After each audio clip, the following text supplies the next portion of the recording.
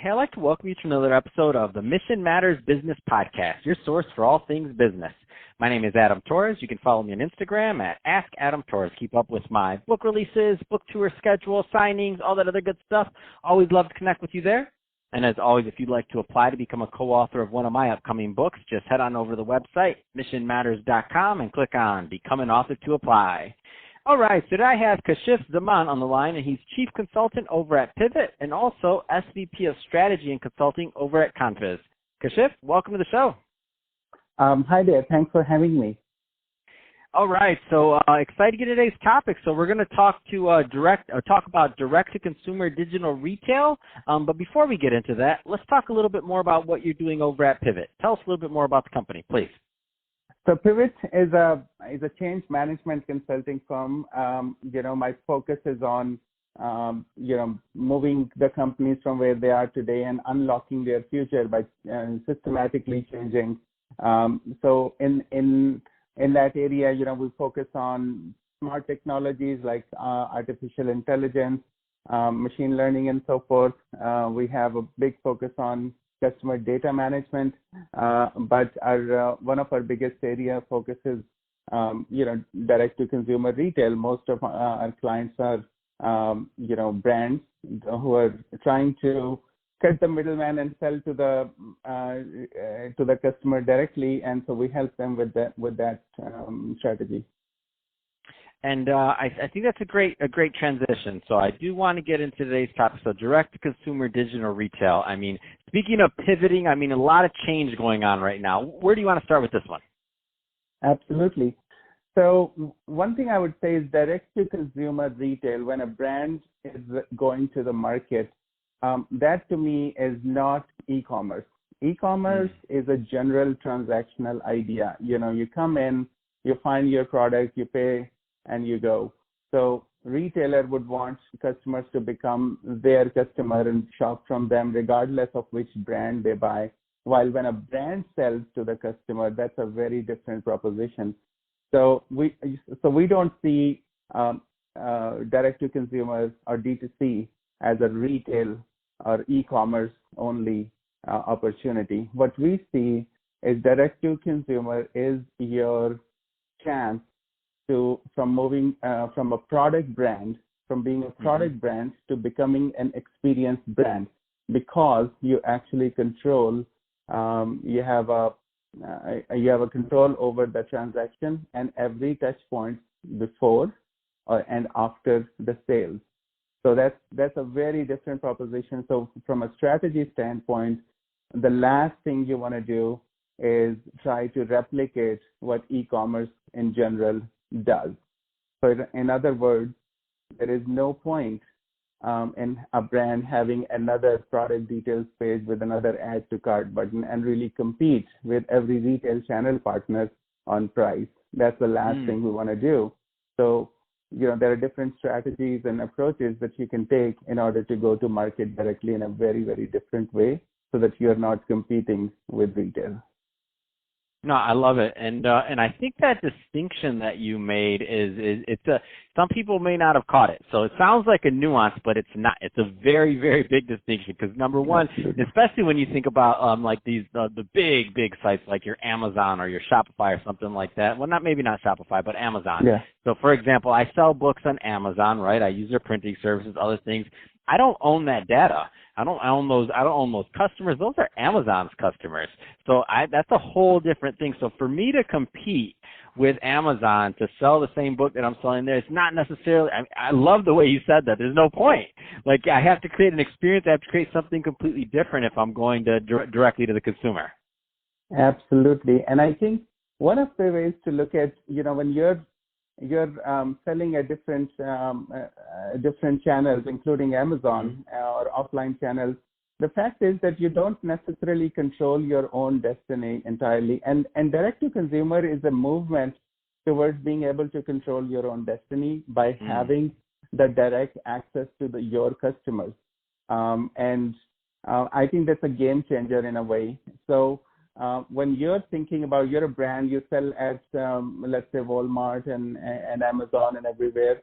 And when you start your own website and you try to sell there, and you don't see the revenue coming in, in the early stages, it's not as important. I think the value of the monetary value of the data that you will collect is actually part of the equation. And if you look at it that way, it becomes very clear on how important going direct to the market is. Even if it's 5% of your sales, it's 100% of the data that you are getting. And I think that applies to the rest of the 95% in the marketplace that you will use. So knowing how to use that data that you're collecting through your own e-commerce site is probably the most important part, because you will apply that towards all of the channels. I love it. And and just to be clear for everybody listening, this isn't just for the small guys or the small companies. This is for everybody. I'll give you an example. So think about like the celebrities out there now, like the big stars that are doing like text messaging, right? Like they have all these text services and things. So it's all, you go on their pages and it says, text me. Why? Because they want to be able to sell their own tickets. They don't want to be on handcuffs by MasterCard, or not MasterCard, by Ticketmaster or all the other big conglomerates. They want to be able to send out a text message to all of their fans directly through their own platform to sell their own tickets.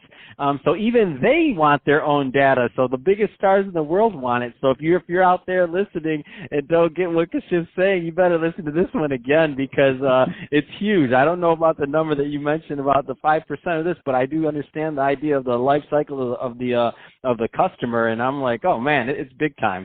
So Kashif, where do you find people kind of go wrong going down this path? Because it is new for some people. Some people, they've never heard this concept, so maybe you can help them alleviate some of the pitfalls they're going to run into. Yeah, I think the most common thing that happens is that, it starts with the idea of, we need to have our own website, we need to sell online. And then we try to find the fastest, quickest way to do that. We get one of those Shopify or, BigCommerce or any of those platforms. And I think the mistake we end up making is we create a generic experience. You have the same categorization of your products, and you get to the same product details page. You have the same descriptions that you have on Amazon or anywhere else. So basically, we've taken all the variables out, and now we are competing on price. I think the opportunity for direct-to-consumer is to really offer help, shopping help, decision help to the user in a way that nobody else can ever offer. Even people who are buying on Amazon should have to come to your website to research, and if they do, the experience is valuable to them in terms of helping with the decision that it gets you to the right product, and that's why you buy there. That's one of the reasons, and there's so many different reasons. You can be exclusive, you can be away from the retail channels. Certain things that Amazon would never be able to do, because that's a template. They have the same type of experience for every brand. But what you can do is you can be very different. You can help with the decision-making process for the shopping. Man, that's exciting. And so, one thing I was going to say, that the other thing is post-purchase experience. You do not control the post-purchase. After the purchase, what happens? You don't control that when you buy from Amazon. In fact, that's not your shopper right now. They just bought a product and you have no idea. But once they buy from your own website, now you have a whole different opportunity of what you want to do with that customer after purchase. No, that's awesome. So Kashif, if somebody's listening to this and they want to learn more about your work or to connect with you, what's the best way for them to reach out and learn more? Well, absolutely. My company, consulting company, Pivyt, it's Pivyt with a Y, Pivyt. And Y signifies the idea of, start with why. Simon Sinek is a big inspiration to me. And, the idea of, really pivoting around your why. You never want to change why you do what you do, but you want to change what you do. And I think it's always a good idea to stick to your core principles and your values and your beliefs, and then change what you want to do. So that's a process that we would take our companies through and help our clients with. So you can always visit Pivyt, Pivyt.co, and reach me there. Fantastic. Well, Kashif, it's been awesome having you on the show today. Really appreciate you sharing more about all the great work you're doing over at Pivyt and all the tips that you gave to the listeners and myself, and to the audience. As always, thank you for tuning in. Hope you got a lot of value out of this. If you did, don't forget to subscribe to the podcast, leave me a review in the Apple iTunes Store, and if you're watching this on our YouTube channel, Mission Matters Business, definitely give us a subscribe there, but also leave us some comments in the video. I mean, love to know what kind of things and projects you're working on. And Kashif, thanks again for coming on the show. Well, thanks so much for having me. Thank you.